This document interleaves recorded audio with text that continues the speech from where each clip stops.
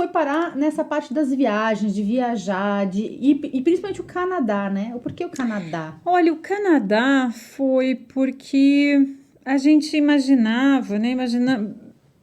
Canadá era uma terra ainda não desbravada. Vancouver, que é onde eu moro, né? Vancouver, próximo dos Estados Unidos, não tão frio, porque Vancouver é muito parecido com Farroupilha, por incrível que possa parecer, gente, é muito parecido. Agora esses dias, então, né? Nossa. Tá super. Mas tá fazendo muito mais sol lá agora.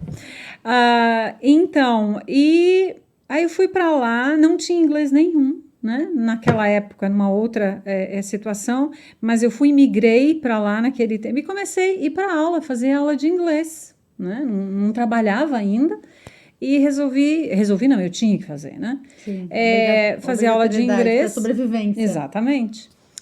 Aí fiz um tempo e aí fui crescendo nisso.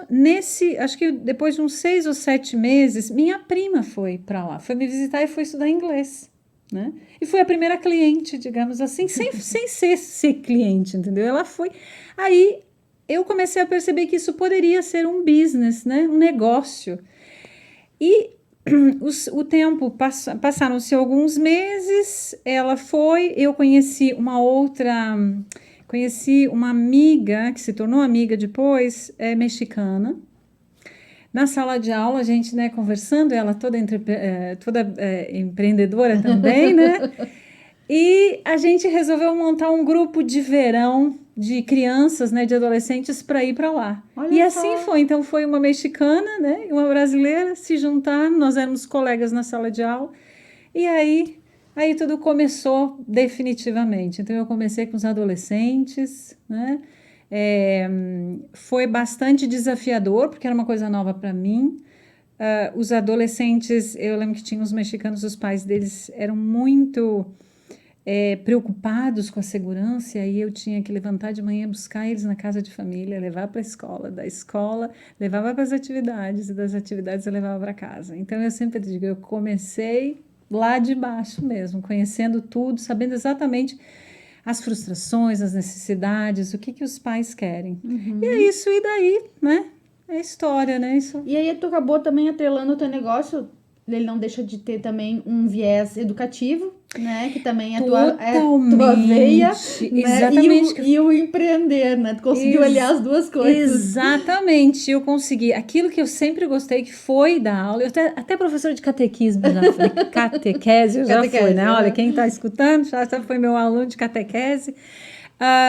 Sim, professora, e a educação é uma coisa que eu gosto bastante, né? Minha família, vários, tanto do parte da minha mãe como do meu pai, professores, então tem isso na veia, e essa coisa da comunicação, e essa coisa do empreendedorismo, de fazer coisas diferentes. Aí eu vi essa oportunidade nesse segmento, eu disse, poxa, eu posso fazer meu próprio negócio, eu posso ter meu filho pensava em ter família, né? Eu consigo administrar as coisas. E foi assim. Aí fiz meu próprio website, eu comecei do zero. Nossa, naquele tempo, isso já tem, gente, 2004, 2005, então já fazendo website, então construí inglês, em português, espanhol na época. E assim foi, a gente vai aprendendo. E o tempo foi passando, eu comecei a fazer eventos aqui no Brasil. Eu vinha para cá, não tinha ninguém representando a gente, mas eu trazia, né? A gente vinha para cá, fazia os eventos e as pessoas e aquela coisa como é que a gente chama? As pessoas vão se falando umas para as outras. Isso. E eu tinha compartilhando, isso, né? Compartilhando as histórias. E eu sempre, um dos maiores desafios que eu enfrentei foi acreditar que as pessoas iam mandar o dinheiro para mim e eu não ia assumir, né? Porque as pessoas tinham que mandar, iam para o Banco do Brasil, mandavam o dinheiro lá para o Canadá, né? Mas e assim, a empresa foi crescendo.